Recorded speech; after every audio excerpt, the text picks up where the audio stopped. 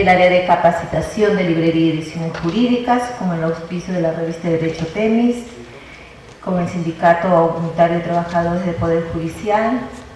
Les da la bienvenida presentándole un seminario, la detención y la actividad probatoria en el nuevo Código Procesal Penal. Como primer expositor tenemos la presencia del doctor José Neira Flores. El doctor José Neira Flores es profesor principal de Derecho Procesal Penal en la Academia de la Magistratura y en la Universidad de San Martín de Porres, autor de materiales de enseñanza para la Academia de la Magistratura, juicio, prueba y técnicas de litigación oral, métodos de investigación criminal, técnicas de interrogatorios, técnica de juzgamiento, taller de audiencias previas al juzgamiento, medios impugnatorios, pasantías, justicia penal, Estados Unidos, España y 4 en Chile, presidente de la Tercera Sala Penal de Lima, con el tema a tratar, la prueba prohibida en la actividad probatoria y en el nuevo Código Procesal Penal. Recibamos con fuertes aplausos al doctor José Neira Flores.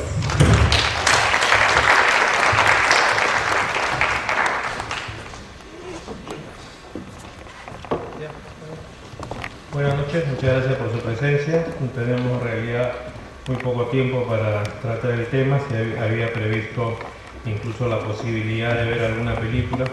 Vamos a ver si es posible que eso sea así. Bueno, el tema de la prueba prohibida es un tema que todavía en nuestro país se encuentra en estado incipiente.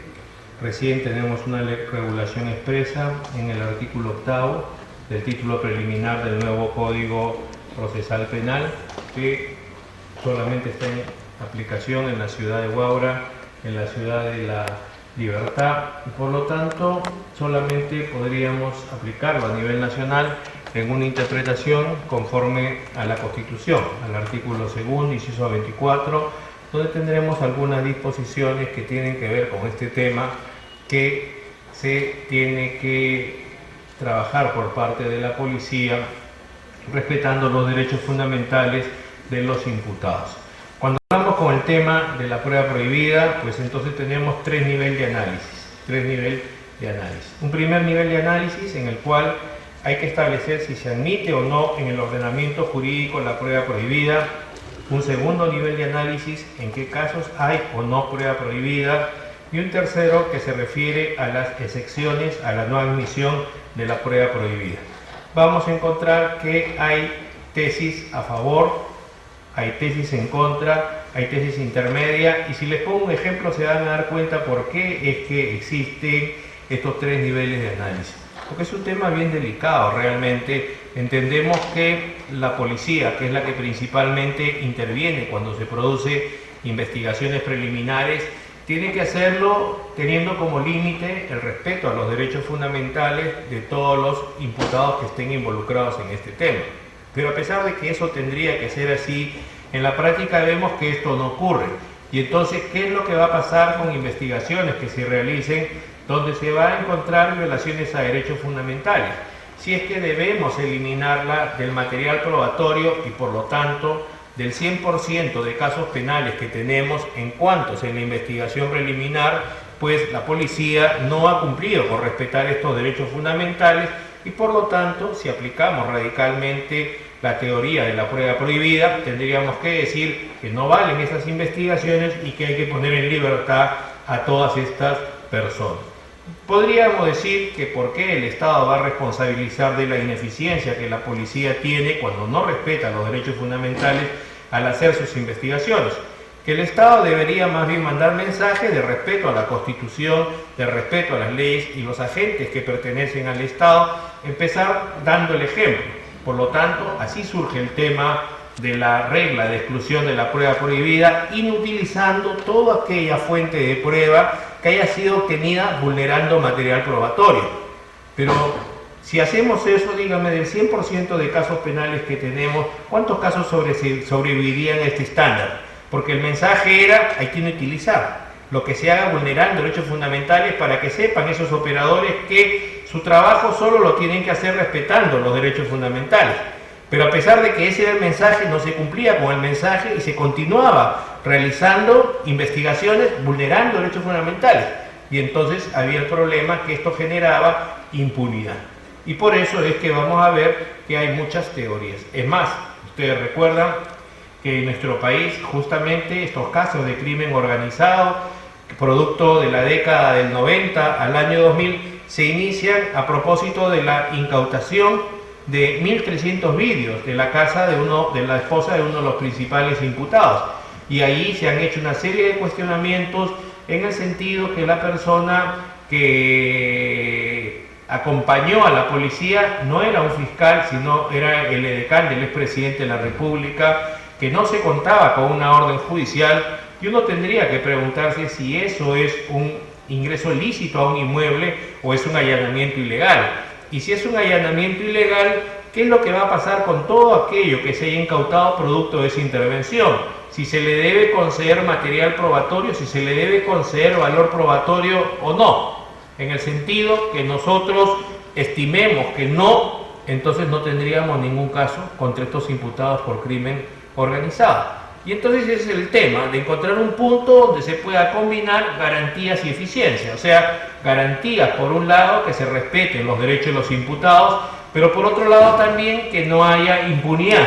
Y ese es justamente en ese tema donde vamos a encontrar que hay varias tesis. Tesis a favor, por ejemplo, como la que estábamos viendo ahí, que nos decía que la prueba ilícitamente obtenida debe admitirse en el proceso y ser eficaz, pudiendo por tanto ser objeto de apreciación por el juez sin perjuicio de que se castigue a las personas que obtuvieron de esa forma la prueba. Estamos hablando, por ejemplo, de un agente de la policía que ejerza coacción contra una persona, pero que esta persona provea información y que por lo tanto en ese caso se podría estimar que vamos a incorporar de todas maneras esa información aunque se sancione al policía.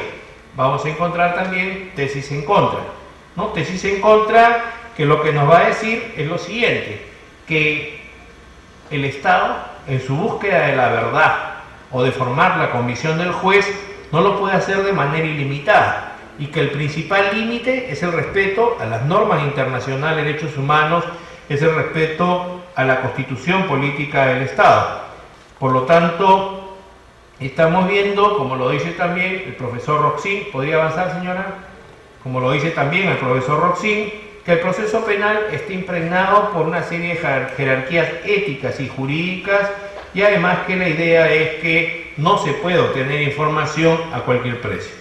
A esta tesis se suman otros autores, entre ellas una profesora brasileña que se llama Ada Pellegrini Grinover, que nos dice que el tema procesal, que el tema probatorio no es una cuestión simplemente formal, sino que nos dice que es una exigencia ética ser respetada, un instrumento de garantía para el imputado. Y entonces, así como tenemos tesis que son a favor, tesis que son en contra, vamos a encontrar una posición intermedia que se utiliza mucho, que es la que se conoce como la teoría de la ponderación de intereses, ¿no? Que justamente es la que en el ejemplo que se planteó a nivel nacional se utilizaría. O sea, ¿cuáles son los derechos constitucionales individuales del imputado que se han afectado? ¿Y qué es lo que la sociedad dejaría de conocer si es que se le da prioridad a esos derechos constitucionales individuales del imputado? O sea, encontramos en conflicto dos clases de derechos, ambos constitucionales, uno individuales y el otro los derechos del conjunto de la sociedad, al esclarecimiento de la verdad. O sea, ¿qué cosa es lo que no se podría establecer en el supuesto que le demos prioridad a los derechos constitucionales individuales del ciudadano? Como en el caso de la señora cuyo domicilio fue intervenido donde se incautaron los 1.300 vídeos. Si le damos prioridad a su derecho a la inviolabilidad del domicilio, entonces no habría ningún proceso penal contra todos estos ciudadanos que figuran en los vídeos, muchos en actos de corrupción recibiendo dinero de parte del Estado. Por lo tanto, hay una tesis intermedia entonces que se va a encargar de combinar el interés público en la averiguación de la verdad y el derecho a la tutela judicial.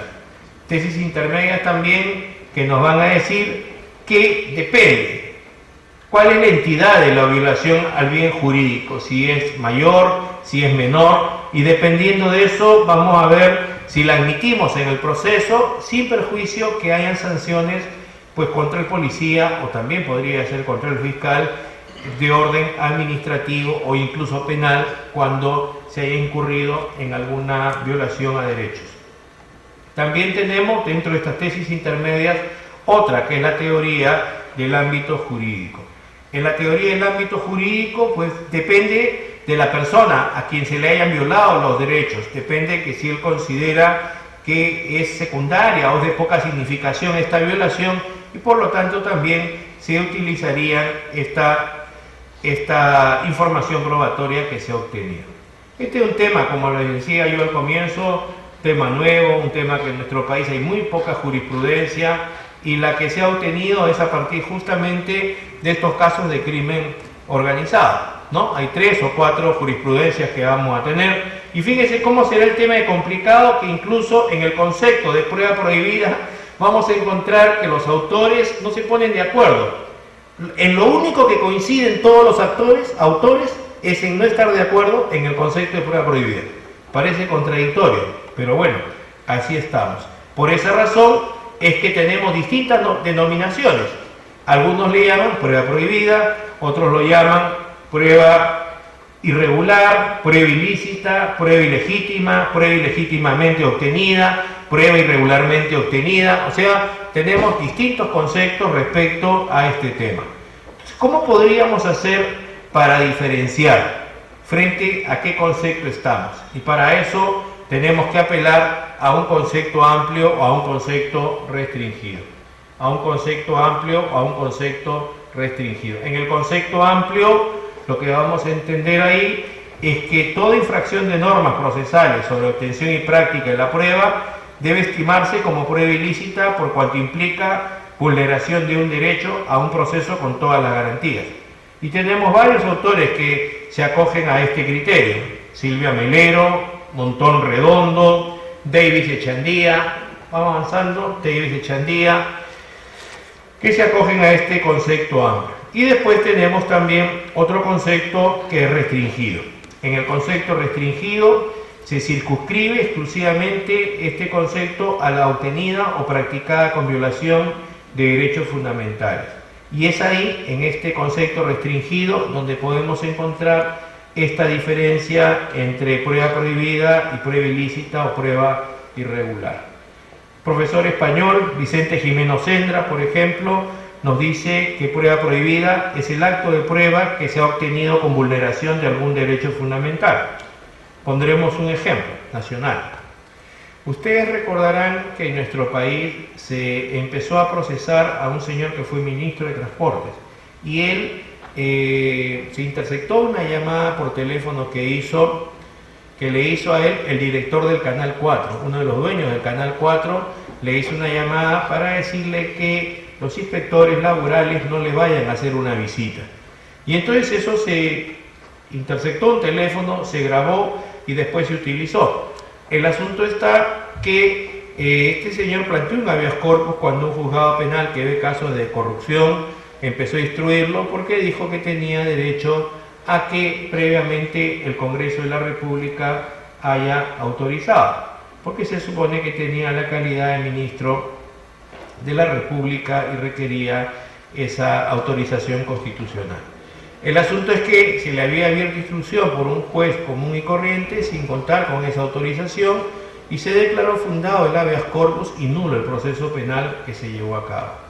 En eso salió una ley que está vigente hasta la fecha. Este caso es un caso del año 2004, y la ley establece actualmente que para que el presidente de la Corte Suprema pueda cursar una solicitud de desafuero o de autorización por el Congreso de la República para que se pueda procesar a un aforado, o sea, a un alto funcionario que está previsto en el artículo 99 de la Constitución, requiere que previamente 3 vocales de la Corte Suprema emitan una opinión.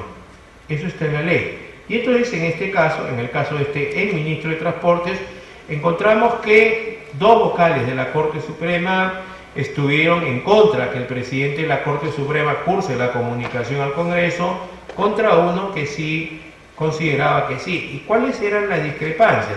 Que los 2 vocales de la Corte Suprema, que en esta opinión estaban en contra que se pida la autorización al Congreso, lo hacían porque lo que había ocurrido es que el juez no había autorizado la interceptación telefónica y ninguna de las dos partes tampoco había dado su consentimiento. Por lo tanto, estos jueces de la Corte Suprema estimaban que no se podía vulnerar el derecho o la prohibición a las interceptaciones telefónicas y el derecho a la intimidad que tenían estas personas, y que no se podía generar derechos lícitos, y por lo tanto no procedía. Contra el voto discordante del otro juez supremo, que decía que había que aplicar acá la teoría de la ponderación de intereses. O sea, ¿a qué le damos prioridad? A los derechos fundamentales individuales del imputado, o sea, de este señor ministro de Transportes, o le damos prioridad a los derechos fundamentales del colectivo social, a que se esclarezca la verdad. Entonces primaron los dos votos y por lo tanto ese caso quedó ahí, no se judicializó, porque la ley condicionaba que el presidente de la Corte Suprema reciba la opinión de estos jueces supremos para este tema. Entonces esto, claro, no es un tema vinculatorio porque es una opinión nada más en un asunto de una solicitud de desafuero. Sin embargo, nos da alguna información de lo que está pasando. Si hay tiempo, más adelante veremos 2 o 3 sentencias que la Corte Suprema ha emitido, principalmente en salas penales especiales, como es el caso de un magistrado del Tribunal Constitucional y de un par de personajes más. Entonces hablábamos de un concepto que teníamos de prueba prohibida. Siguiendo con este concepto de prueba prohibida, diríamos que la obtención de la fuente de prueba tiene que ser el resultado de lesionar el derecho fundamental, como el menoscabo del derecho a la integridad física para obtener la confesión de una persona. La característica que define la prueba ilícitamente obtenida es que la lesión del derecho fundamental se provoca para obtener una fuente de prueba que de otra manera sería muy dudoso que se lograra, ¿no? Estamos hablando, por ejemplo, de un interrogatorio por parte de un agente del Estado que le diga a la persona examinada que no quisiera seguramente el examinado que también esté comprendida su esposa en esta investigación, y como ustedes se estarán dando cuenta, no se ha ejercido ninguna violencia física, no es necesario tampoco para poder forzar la voluntad de una persona, para poder ejercer coacción y para poder incurrir en una violación al artículo 2, inciso 24, en uno de sus apartados, de la obtención de declaraciones bajo coacción. Así tenemos entonces dentro de ellos estos ejemplos, ¿no? Tenemos específicamente, el maestro Mixan-Mas también prefiere utilizar ese mismo término de prueba prohibida, y específicamente vamos a ver algunos ejemplos a continuación, ¿no? Ejemplo de prueba prohibida, a continuación, por favor, ¿no? Tenemos ahí entonces que por lo general los derechos que se violan son a la integridad física, ¿no? Como decíamos, la confesión, la tortura, o también cuando se trata de la detención sin causa legal que lo sustente para realizarlo, ¿no? También puede ser la violación a la intimidad, ¿no? Hemos visto ya casos, por ejemplo, de alguna vedette en la televisión, se acordarán ustedes, una videograbación de 2 personas teniendo relaciones sexuales que luego se usaban en un proceso civil como causal de divorcio o para difamar a alguna persona en los medios de comunicación social. El tema de la inviolabilidad del domicilio, el registro de domicilio sin causa legal, el secreto de las comunicaciones, en fin. Entonces también tenemos ejemplos de prueba prohibida, ¿no? Avanzamos, vamos a hablar del tema de la prueba irregular. La prueba irregular. Entonces, ¿qué cosa es lo que vamos a entender por prueba irregular? En este concepto restringido diríamos que no infringe la Constitución sino a una ley ordinaria, una garantía establecida en el Código Procesal Penal, a la cual se llamaría prueba irregular. Entonces ya no estamos nosotros en la misma jerarquía de afectación a derechos. Primero, en la prueba prohibida hablábamos de violaciones a derechos fundamentales, que son esenciales a la persona, como dicen los profesores de Derecho Constitucional, el núcleo duro de los derechos, mientras que cuando hablamos de pruebas irregulares estábamos hablando solamente de afectaciones a una ley ordinaria. Y en cristiano, ¿cómo hacemos para entender cuál es la diferencia? Lo veremos en los ejemplos que tenemos en la próxima diapositiva. Cuando hablamos de prueba irregular, estamos frente a problemas en la notificación de la resolución, la no asistencia del secretario judicial, las extralimitaciones de la policía. Por ejemplo, tenemos conocimiento por los abogados que a veces están en los interrogatorios y bueno, lo que le dicen a los abogados es que es suficiente con su presencia en la diligencia, que los abogados son de piedra, cuando se supone que deben tener una participación activa para controlar la calidad de la información que la policía o la fiscalía quiera obtener de parte de su patrocinado, ¿no? Problemas en las notificaciones, restricciones a la asistencia de diligencias, los defectos de incorporación de las actas de cintas o transcripción a la causa, falta de contradicción procesal en la incorporación de esas pruebas como material probatorio, en fin. Pero también, así como hay una diferencia en esta teoría restringida entre la prueba prohibida y la prueba irregular, también hay una diferencia en los efectos de la prueba prohibida, ¿no? En los efectos de la prueba prohibida, lo que vamos a encontrar, por favor avance, es que la valoración de cada una dependerá si en el caso concreto se ha violado algún derecho fundamental o se ha violado alguna otra norma. Y bueno, primero trataremos los efectos de la prueba prohibida y luego los de la prueba irregular, ¿no? El ámbito de exclusión de la prueba prohibida.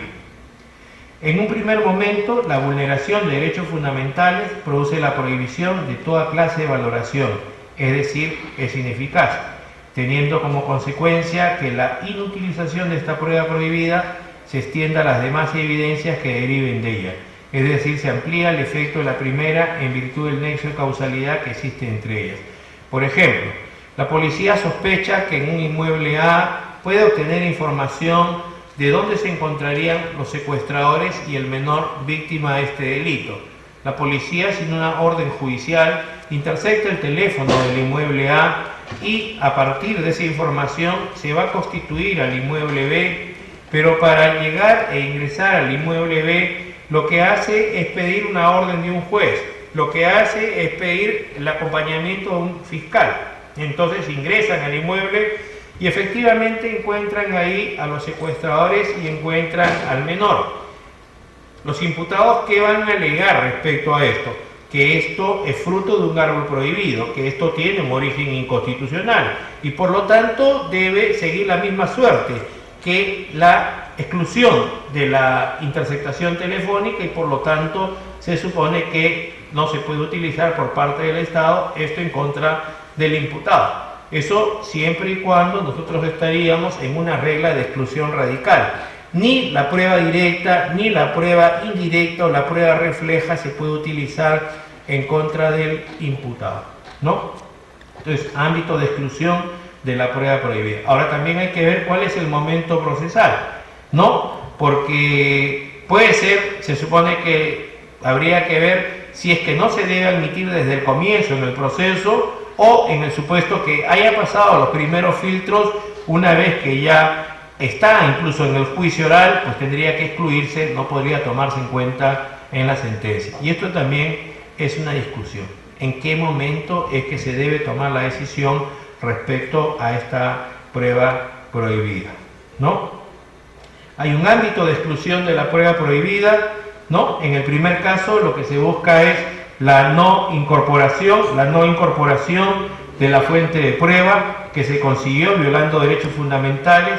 Por ello, la mejor forma de conseguir que esas pruebas no surtan efecto es impidiendo que entren a la causa, ¿no? En este mismo tema hay otro autor, es un autor español que es fiscal superior de Tarragona, que es don Manuel Mirandis Trampés, que nos dice lo siguiente: para el caso en que, por las razones que fueran, la prueba obtenida ilícitamente hubiera sido indebidamente incorporada al proceso, así como en aquellos supuestos en que la ilicitud se hubiera producido en el momento de la práctica de la prueba en la fase de juicio oral, la misma no deberá ser tenida en cuenta por el juzgador para dictar sentencia. El juez o tribunal no podrá basar su convicción en pruebas obtenidas de forma ilícita. Vamos a ver ahora el ámbito de exclusión de la prueba irregular, ¿no? Ahí estamos diciendo que la vulneración de derechos no fundamentales tiene por efecto solo la nulidad. Si estamos hablando que eso es así, la nulidad de las actuaciones no anula a las pruebas derivadas. O sea, Estamos hablando que se obtiene una prueba principal y estamos hablando que esa prueba principal se puede obtener una prueba derivada. Decíamos que en el caso de la prueba prohibida, las pruebas derivadas se tienen que excluir totalmente del material probatorio. Y así está en el artículo 8º del título preliminar del nuevo Código Procesal Penal. También en estos temas hay que ver, cuando se trata de la prueba ilícita o irregular, si las circunstancias son accidentales del acto y por lo tanto en esos casos esos defectos pueden ser subsanables. En el caso que eso sea así, no son procesalmente ineficaces. Hemos hecho un recorrido en el mundo europeo continental sobre el tema de la prueba prohibida y ahora quisiera que ustedes vean cómo surge este tema de la prueba prohibida, cómo es que hay una evolución desde los Estados Unidos de Norteamérica hasta Europa continental. Vamos a ver unos diagramas entonces que tienen que ver con estos temas. El origen de la teoría de la prueba prohibida es Estados Unidos de Norteamérica y ha tenido una fuerte influencia en Europa continental. Lo vamos a ver en la siguiente diagrama, ¿no? Vamos a ver cómo es que se produce esta fuerte influencia. También en los Estados Unidos de Norteamérica este tema surge a partir del precedente Wick versus Estados Unidos, ¿no? Ese es un punto muy alto. Después es aplicado en todos los estados de Estados Unidos a partir del caso Mack versus Ohio y su decadencia en el precedente Calandria versus Estados Unidos. Con el siguiente diagrama vamos a poderlo identificar mejor, cómo es la evolución en el sistema norteamericano de la prueba prohibida.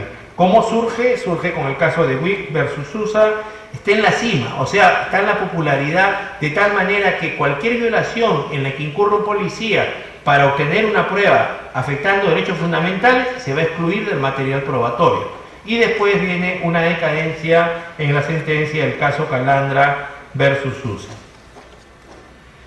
Entonces, ¿qué pasa? También en los Estados Unidos de Norteamérica, esto a su vez tiene su origen de la jurisprudencia de Inglaterra, ¿no? En Inglaterra se dan dos precedentes que son el caso Wilkes versus Wood, el caso, ¿puede retroceder por favor? El caso Wilkes versus Wood y después el caso Entic versus Carrington. Sentencias de 1763 y de 1765 son las que sirven para establecer esto en los Estados Unidos de Norteamérica. ¿Y cómo es este tema del nacimiento, de la cima, de la decadencia? Miren, cuando surge el asunto de la prueba prohibida, ¿cuál era la idea? Decirle a la policía, todo lo que usted haga vulnerando derechos fundamentales no va a servir. Lo vamos a eliminar del material probatorio. ¿Qué cosa es lo que generaba? Porque se supone que no se entendían los efectos pedagógicos de estos mensajes, que no se cambie el trabajo del operador policial, que se continúe haciendo labor vulnerando los mismos derechos fundamentales y por lo tanto que haya impunidad, porque el juez eliminaba radicalmente todas aquellas pruebas que habían sido obtenidas violando derechos fundamentales. Por lo tanto, esta cima que tiene esta jurisprudencia, en su momento la policía también tiene mucho poder en cualquier país del mundo y por lo tanto hace que surjan otras teorías de estos temas, como por ejemplo son las teorías que tienen que ver con los actos de buena fe. O sea, ¿qué pasaría, por ejemplo, si un policía hace una intervención, lo hace de buena fe porque cree que está actuando dentro de una conducta justificada para obtener una información probatoria, y si a pesar de eso tendría que ser sancionado este policía?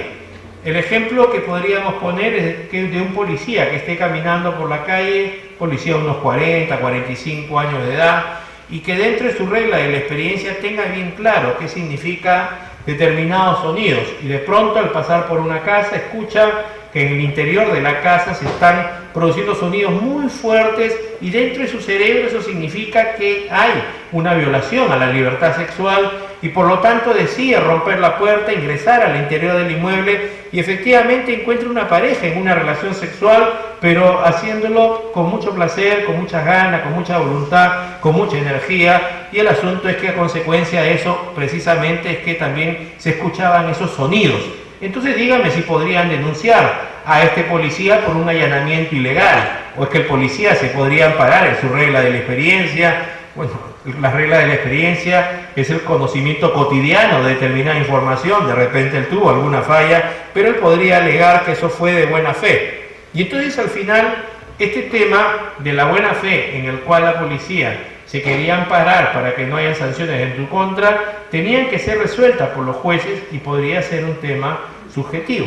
Y entonces así va disminuyendo este tema de la regla de exclusión en el tema probatorio. Y lo que se hace es pensar, bueno, vamos a utilizar esa prueba en contra del imputado, pero vamos a decidir si sancionamos al policía o no, dependiendo si actuó de buena o actuó de mala fe. Y entonces así vemos cómo esta cosa se va morigerando y por lo tanto van cambiando estas teorías. Vamos a ir viendo un antecedente, que es el caso Boyd versus Estados Unidos. Vamos a avanzar varias diapositivas hasta ubicar la denominación Boyd versus Estados Unidos. Avanzamos. Ahí está.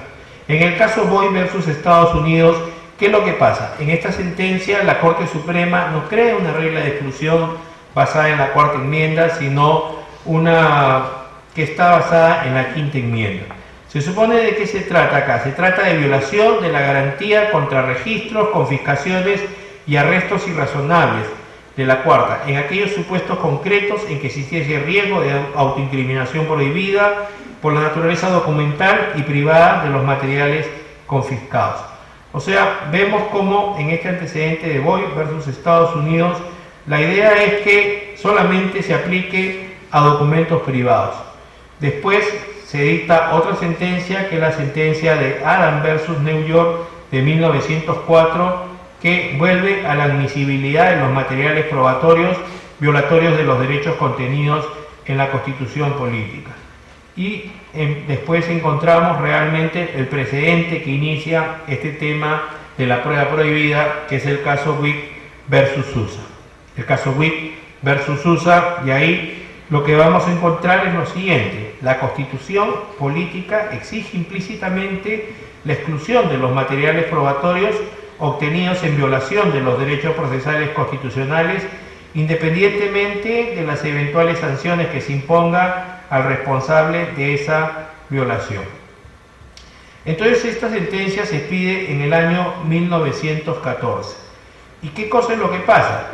Se supone que acá los ciudadanos norteamericanos tienen el derecho a la seguridad de sus personas, en sus domicilios, papeles y efectos, contra incautaciones y cateos arbitrarios.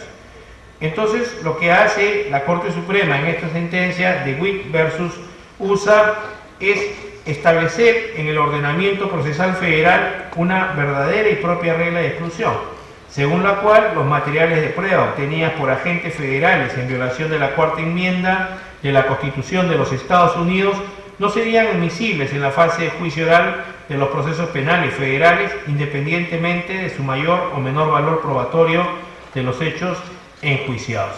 O sea, vamos a encontrar una serie de sentencias que hay en los Estados Unidos de Norteamérica, que son la base de nuevas teorías que hay en los Estados Unidos de Norteamérica y que se van trasladando después a Europa continental y que también se aplican en nuestro país. Como es, por ejemplo, la teoría de la supresión mental hipotética. O sea, hablábamos primero de la teoría de la regla de exclusión, la radical, la que, detectado la violación a un derecho fundamental, el juez en forma inmediata tenía que eliminarlo del material probatorio y que eso generaba impunidad. Hablábamos también de la teoría de los frutos del árbol prohibido, del árbol envenenado, donde decíamos que hay una prueba directa, pero también hay una prueba indirecta o prueba refleja, y que lo que iba a pasar es que todas se iban a eliminar del material probatorio. Pero ¿qué pasa con eso? Lo que pasa es que, ya decíamos, claro, necesitamos que en nuestro país y en todos los países el Estado mande mensajes que sean coherentes con el respeto a la Constitución, y que los policías, que son los que normalmente se encargan de hacer las intervenciones, cuando las practiquen, respeten al máximo esto, que no la contaminen con violaciones a derechos fundamentales, porque si los jueces, si es que hubiera una jurisprudencia fuerte en estos temas, lo que pasaría es que el Ministerio Público se quedaría sin material probatorio que pueda sostener una persecución del delito, que pueda sostener una acusación, y por lo tanto lo que pasaría es que haya impunidad. Y la idea es que eso no sea así, que haya, repito, garantías y eficacia. Y entonces el problema está que a pesar de que al comienzo, cuando surge esta teoría, eso es lo que se busca, no se logra, y por esa razón se tienen que crear teorías que puedan tratar de permitir un punto de equilibrio entre garantías y eficiencia, y esto es lo que significa esta teoría de la supresión mental hipotética. El mismo ejemplo que yo les puse, el ejemplo de la policía que sabe que en el inmueble B puede obtener información para ver dónde están los secuestradores, dónde está el menor, y sin orden de un juez intercepta el teléfono y consigue la información para llegar al inmueble B. Y entonces, ¿qué va a pasar ahí? Lo que va a pasar en ese caso es que el abogado del imputado cuestione esta intervención producto de una interceptación telefónica, pero la policía y el fiscal le digan al juez que, aunque se elimine del material probatorio esa interceptación telefónica, ellos recibieron la declaración de un testigo que les dio la misma información para llegar al punto B y por lo tanto se convalidó la información. Y entonces esta teoría es la teoría de la supresión mental hipotética. Suprimimos de nuestra mente la información que se obtuvo vulnerando derechos fundamentales e igual nos quedamos con información lícita que nos ha permitido llegar al inmueble B. Otra teoría es la teoría del descubrimiento inevitable. O sea, si a pesar de que se practicó una violación a un derecho fundamental y se obtuvo una información, sí se puede establecer que no era necesario que se produzca esa violación al derecho fundamental, si de todas maneras iba a llegar a obtener esa información, entonces lo que se puede hacer es convalidar esta sin perjuicio de establecer la responsabilidad que corresponda al agente infractor de los derechos fundamentales.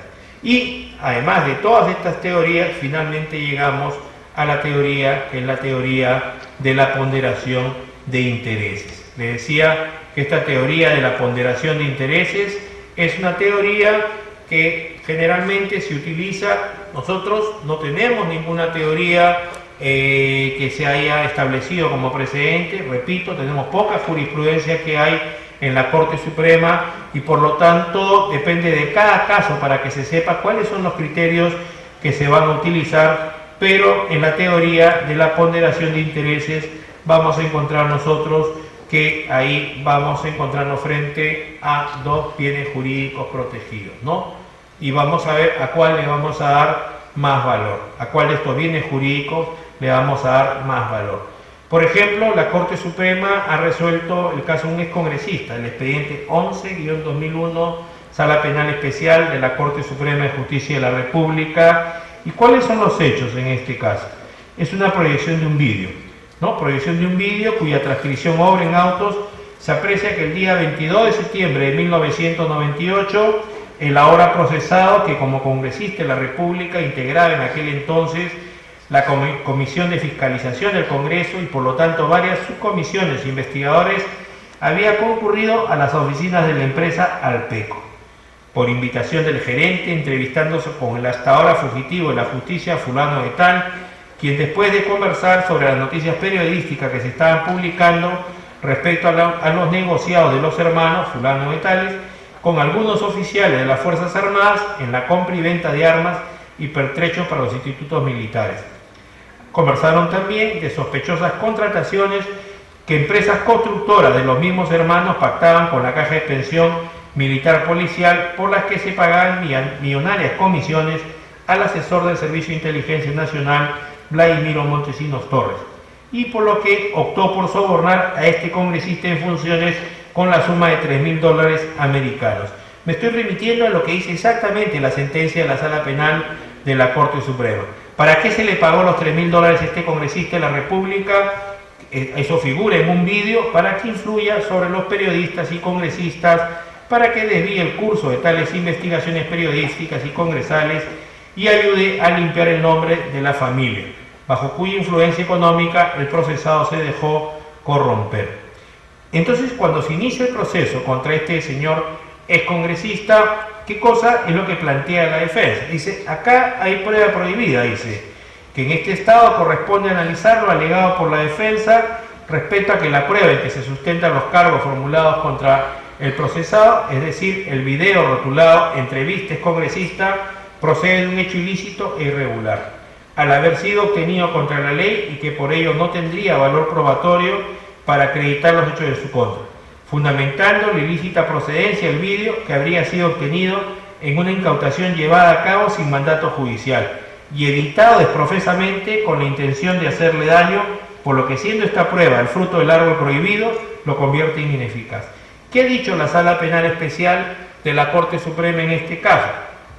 Ha dicho lo siguiente: teniendo en consideración que la realidad de esta reunión filmada en dicha prueba videográfica ha sido reconocida por todos los participantes, tanto en la fecha, circunstancias y secuencias en que se ha desarrollado, según se ha expuesto en los precedentes considerandos, dicha prueba ha sido valorada como medio indiciario, tanto en la fecha, circunstancias y secuencias en que se ha desarrollado, según se ha expuesto en los precedentes considerandos.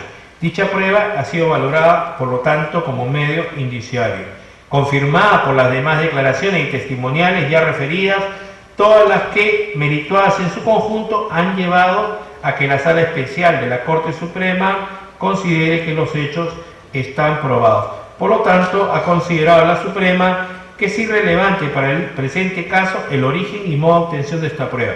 ¿Qué nos está diciendo la Sala Penal de la Corte Suprema en este caso? Que no ha sido solamente el vídeo el que ha permitido establecer que este señor ha recibido los $3.000 producto de un acto de corrupción, sino que se ha incorporado también dentro del proceso otra clase de información probatoria, como han sido testimonios, y por lo tanto se convalida cualquier irregularidad en la cual se haya podido incurrir. Y así también la Corte Suprema se ha pronunciado en otros casos, como es el expediente 21-2001, es el caso del ex miembro del Tribunal Constitucional, también otra sentencia de la Sala Penal Especial de la Corte Suprema, donde también ha planteado lo mismo, ¿no? Ha planteado la teoría del fruto del árbol envenenado. ¿Qué dice la Corte Suprema? Incautación de vídeo y derecho a la prueba. A propósito del vídeo número 913, el colegiado reconoce que el derecho a probar que autorice el ordenamiento jurídico es absoluto, puesto que su límite de un lado está identificado con el principio de la pertinencia, los medios probatorios, y de otro, de la obtención no autorizada, violentando derechos de los ciudadanos.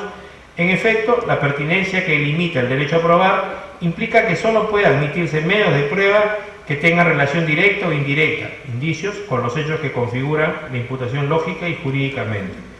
Entonces, respecto de tal impugnación, es preciso anotar que, primero, el vídeo no se encontraba en poder del acusado, quien ni siquiera tenía conocimiento de su existencia y ubicación.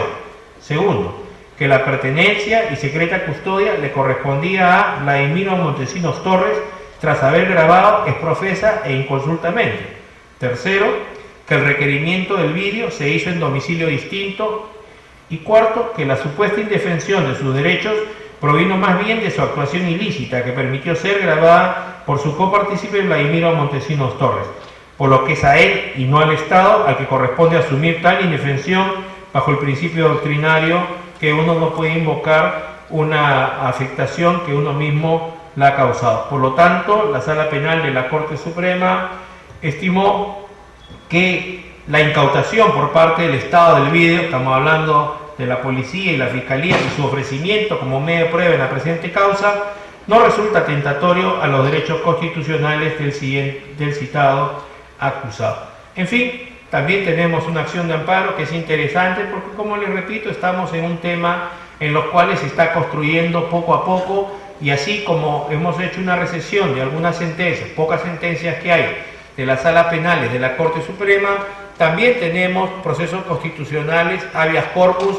y un amparo, especialmente el amparo, que genera un precedente que es bien interesante y que ustedes en los casos que desarrollan podrían utilizar. El precedente en la acción de amparo es el caso de Rafael García Mendoza versus Serpos. La acción de amparo es Rafael García Mendoza versus Serpos. ¿De qué se trata? Rafael García Mendoza trabaja en servicios postales, esto que son courrieres que uno pone correspondencia para que se lleve en todo el país, y lo que ocurre en el caso de Rafael García Mendoza es que tiene su computadora, tiene información en el disco duro, y entonces tiene problemas con su empleador, el jefe de la sucursal de esa oficina de Serpos, porque tiene sospecha que él está haciendo competencia desleal. O sea, está sacando información de su compañía para pasársela a una courier particular. Por lo tanto, en un momento que no se encontraba presente Rafael García, su jefe, sin la orden de un juez, extrae información del disco duro y lo que hace es después proveérsela a su jefe para que puedan plantear una demanda en lo laboral para producir un despido. Efectivamente, logran que se despida esta persona por falta grave, se plantea una acción de amparo, el juez y la sala civil lo declaran infundado, llega hasta el Tribunal Constitucional y el Tribunal Constitucional en el fundamento 22 establece lo siguiente, establece que se ha vulnerado el derecho que tenía de conservar la información que contenía la computadora, que aunque sea del Estado la computadora, el contenido era de parte del empleado y por lo tanto tenían que haberle pedido su consentimiento o en todo caso requerir una orden del juez para poder sacar esa información y que por lo tanto esta forma de obtener esa información sin el consentimiento del imputado y sin autorización del juez constituye una violación a derechos fundamentales y que esto no puede generar derechos lícitos y por lo tanto es fundada la acción de amparo y que lo repongan en su trabajo.